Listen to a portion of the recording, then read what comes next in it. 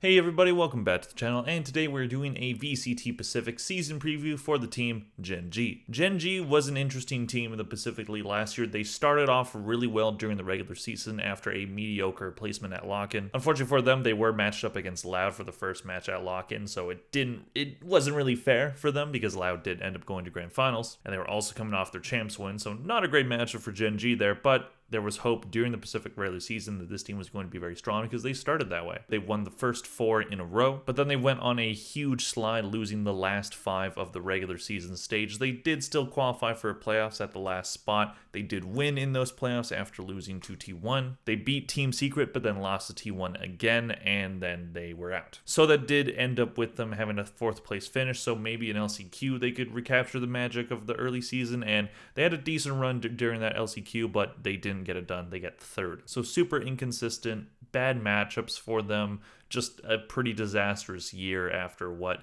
looked like they might be one of the better teams in the Pacific, so that is pretty unfortunate for them. They're basically like how Furia was last year, where they started really strong but then fell off. So if you're this org's management, what do you do? Well, they decide to pretty much do a full rebuild aside from their player in Meteor. Players out are Eco, Kane, Goddead, Sylvan, and TS. Players in include Texture, Lakia, Munchkin, and Karen. Texture and Munchkin were tier 1 players last year, Texture being a part of Global Esports and Munchkin being a part of T1, while Lakia and Karen were tier 2 players, Lakia's team going farther than Karen's. Karen didn't really go very far at all. His team did not pass the open qualifiers. So that is one question that we're going to have about this roster is, can Karen, this unexperienced player, be better than the players they had last year? Championships won by the org are 0 and 2023 MVP. I chose Meteor. He is the player that this org decided to keep. He was consistently at the top of all their stat line. He was their star duelist player, and he performed pretty well, but you could also put Kane for their MVP if you really wanted to, but he doesn't have a tier 1 spot at this point. Not that that's evident of his play last year, because he did perform well,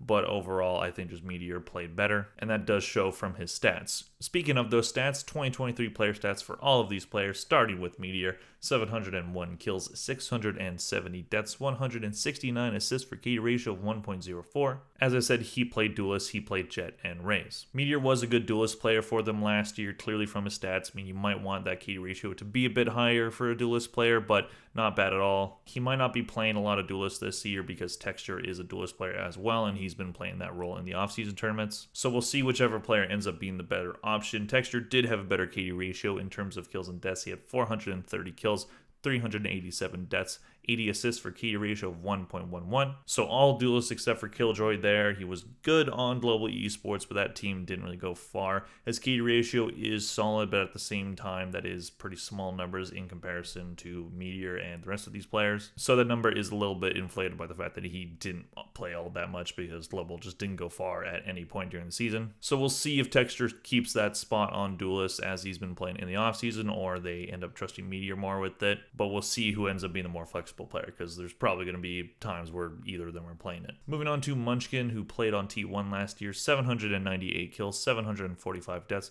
231 assists for KD ratio of 1.07. He played Viper, Astra, Killjoy, Sky, and Breach. So a controller, initiator, flex player with a little bit of Sentinel in there with Killjoy, and Munchkin should be a good addition to this team. He was impressive on T1 last year. I'm a bit surprised they didn't keep him, but I guess they felt like the options they had over him were better, but we'll see which org made the right decision with him. Moving on to the tier 2 players, starting with Lakia. He had 922 kills, 845 deaths, 502 assists for KD ratio of 1.09. Mainly sticking with initiator with Sova, Fade, and Sky, but a bit of Raze in there as well. Lakia should be a good pickup. I like his stats last year. His team performed well. They didn't go super far in the Ascension tournament, but they performed well in the region. He's been on a bunch of teams in the past, including DRX, even back when they were called Vision Strikers. He was a part of that roster. So he's probably going to be looking for a little bit of revenge at the tier 1 level, because he will be playing against DRX if he stays on the active roster, which seems pretty likely. Moving on to Karen, so I only included the stats from the off-season tournament that this team played in. That was a tournament called Convergence. They only played 2 matches during that tournament, and because Karen's team didn't make it past the open qualifiers in the tier 2 system, that I thought it'd be best to just include his stats there, but all the other player stats is just VCT and the VCL. So in that off-season tournament, he performed decent, 87 kills, 89 deaths, 52 assists for key ratio of 0.97. He played Omen, so not a bad stat line for a Smokes player. You might want to be a little bit better, but he is probably going to be sticking with that Smokes role, so getting kills isn't exactly the name of the game. He had a good match against Foot, going 46, 44, and 22, so not a bad stat line at all for that second match, and that definitely bumped his numbers up, so we'll see if he can continue that strong play. So looking at this roster at face value, just on paper, it doesn't look bad. I think there are some good pieces here. Meteor's a good player. Texture played well on a bad team last year. Munchkin performed well on a good team last year. And then you have Lakia, who has some experience being on past rosters that have gone far. And then you have Karen, who is probably going to be, we don't really know what he's going to be yet. We'll see what he develops into. But if he can be a solid Smokes player, then I think they have themselves a good find. Moving on to this team's maps last year, starting with their best maps. Haven was their best map at 6-3. Attack was 56%.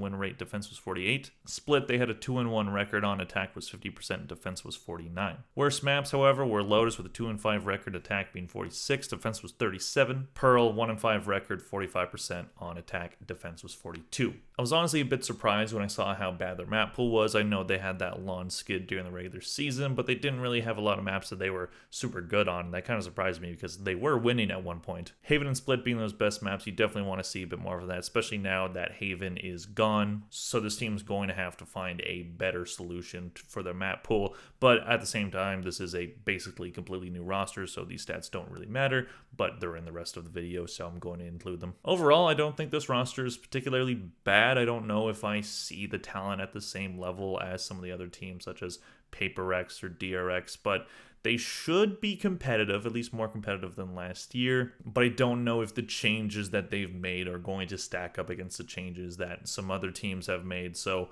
we'll see. I will be rooting for them, especially after just how rough last season ended up being for them. More teams being good, I'm always for that. Let me know what you guys think in the comment section down below. Do you think Gen.G is going to be a surprisingly good team, or do you think that they'll have a similar season to last year and struggle to get a good amount of wins? Please click like if you enjoyed the video. Thank you all very much for watching. I'll see you guys in the next one. Bye.